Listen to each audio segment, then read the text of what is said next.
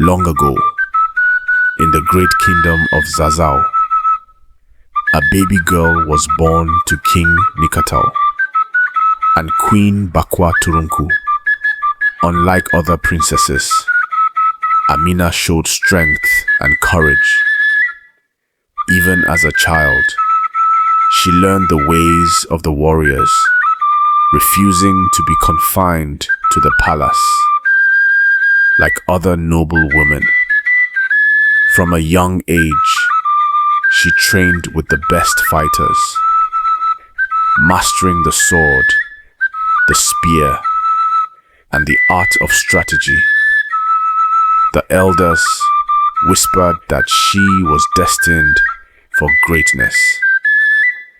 As Amina grew, she spent more time in the training grounds than in the palace halls. She sparred with the warriors, often defeating men twice her size. Her father, King Nikato, was proud but worried. A woman's strength is in her wisdom, not in battle, he told her. But Amina would not be discouraged. She believed a true ruler must know how to defend her people. Tragedy struck when King Nikatau died suddenly, leaving the throne to his son, Karama. Amina's brother ruled wisely, but enemies lurked in the shadows.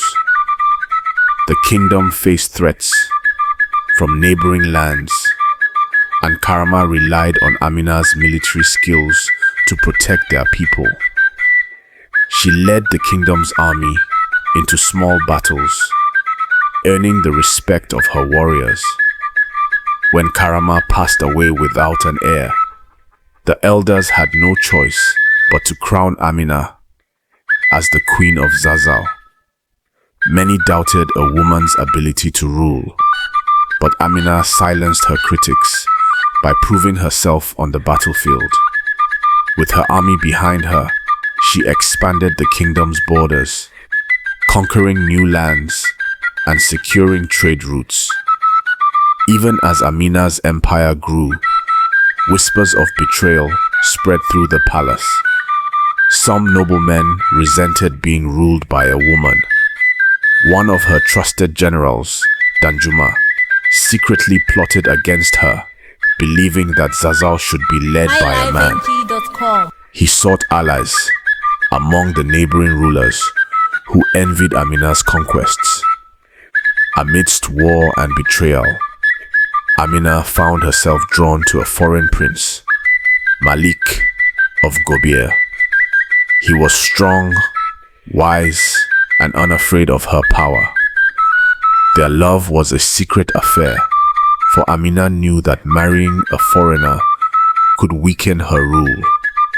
But love has its own rules, and soon the queen faced a difficult choice between duty and desire.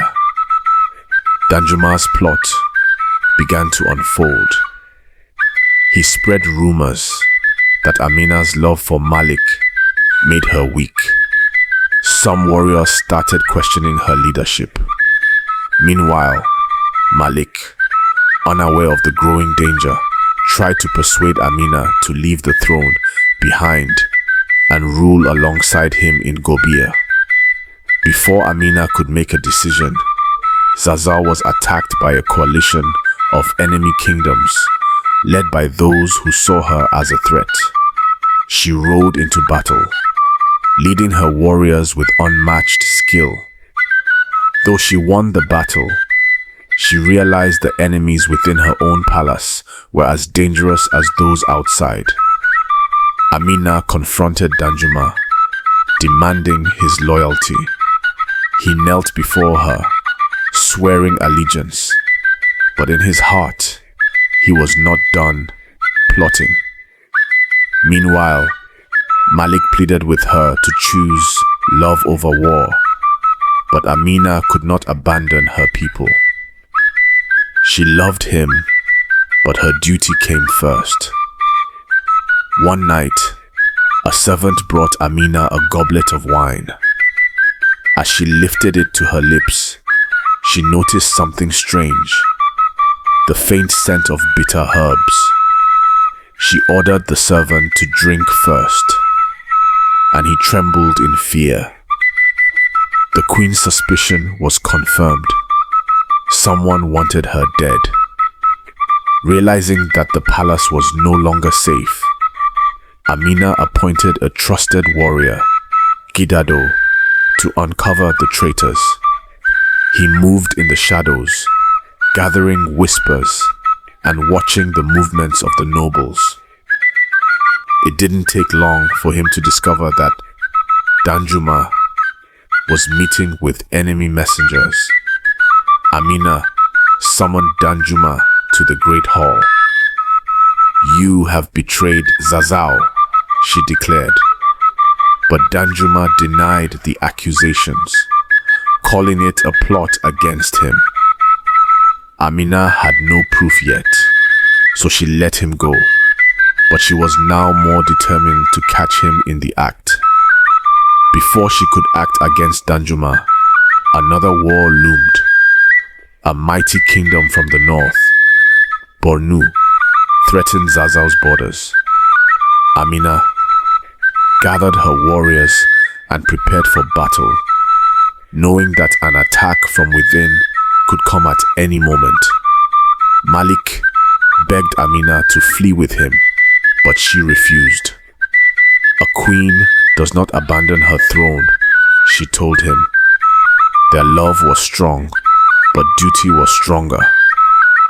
Malik left Zazzau, heartbroken, while Amina turned her focus to the war. Amina continued to rule with wisdom and strength. She faced new enemies, overcame internal struggles, and expanded Zazzau's influence further. Her final years were marked by great victories, but also deep sacrifices. In the end, her name became legend, remembered as the warrior queen who ruled men and built an empire that would never be forgotten.